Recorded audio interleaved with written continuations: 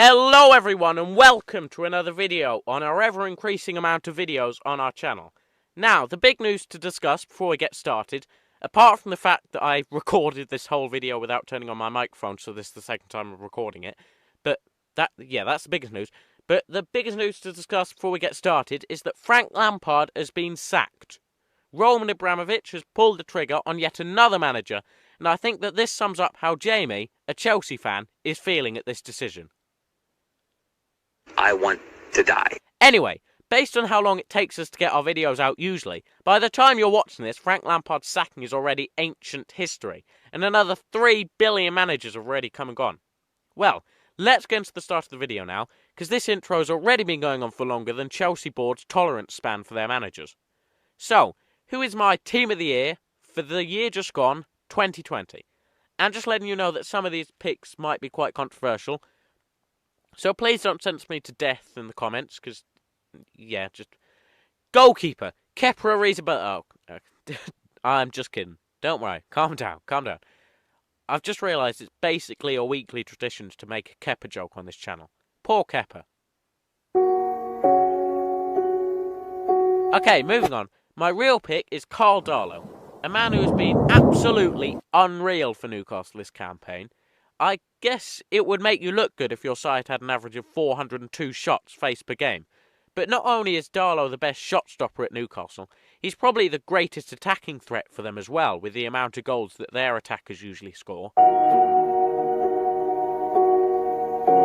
Yep, and some biased viewers are probably going to say that I should pick a goalkeeper from a top club, but they face about -5 shots a game, so why would I pick somebody like Edison? Oh... My script editor has just written on my script, he's confused why the inventor of the light bulb is in goal. That's a science joke, by the way. You can tell he's a real football fan, really. Honourable mentions to Emi Martinez, but Darlow takes the cake for me. Right back. I wanted to pick Tarek Lamptey, who is basically God on earth for Brighton. But as he hasn't actually played that much, I have to pick Reece James. And yes, I am aware of the existence of Trent Alexander-Arnold, but as this is the team of the year, I also have to consider this season that's happening now as well. And Trent has been shocking, to be honest. James hasn't looked so good recently, but that's because the whole of the Chelsea side has played like they retired in 1792. James is a brilliant all-round player, and all-round right-back, and he's a star of the Premier League. Centre-back, Virgil van Dijk. I know it's the obvious choice, but even being injured for most of this season, Van Dijk has to be in the team of the year.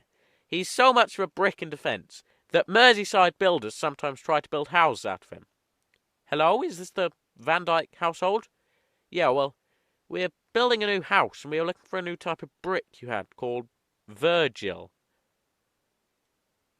I don't think much more needs saying. You probably completely agree. Centre back, Ruben Dias. Honourable mention to Soyuncu and Stones.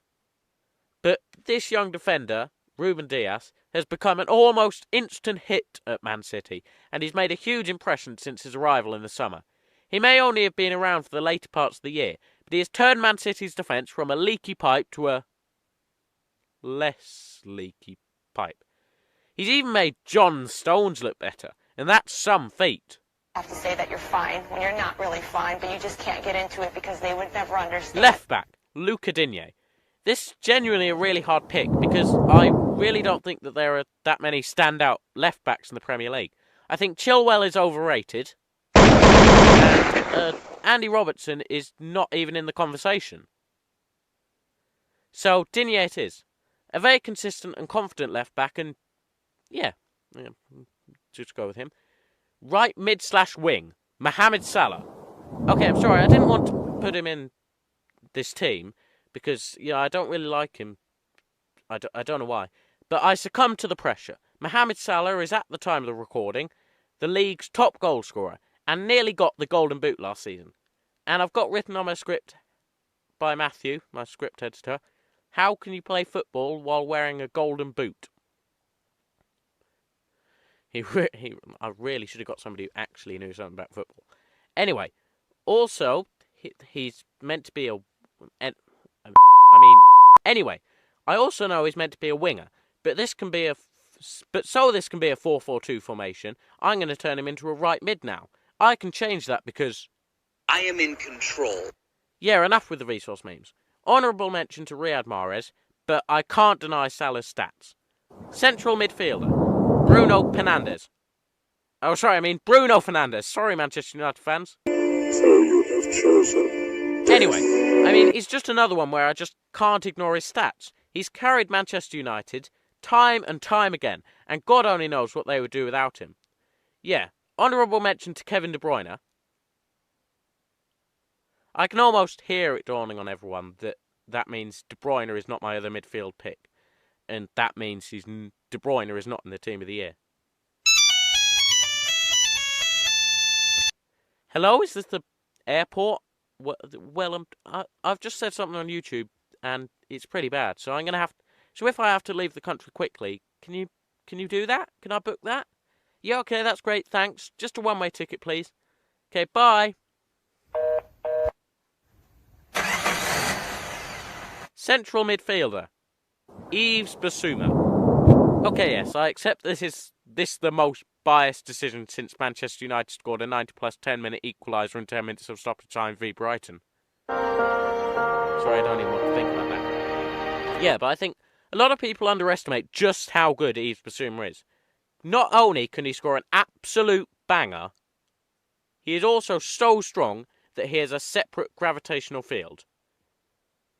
This may be a biased decision, but, if there isn't a part of you... if you've seen Yves Bissouma and there isn't a part of you that sort of agrees, do you actually know what the Premier League is? Because I doubt you do. Genuinely deserves a lot more than Brighton. He's been linked with the likes of Liverpool, which is more on the scale of what he actually deserves. Left mid/wing, Jack Grealish. He may be an absolute idiot everywhere else in his life, but on the football pitch he is a force to be reckoned with. This basically the reaction he gets from defenders in a nutshell. And he apparently doesn't even care about his shins either. Aston Villa could be a Sunday League team without this man, and I can't hear anybody arguing anyone else.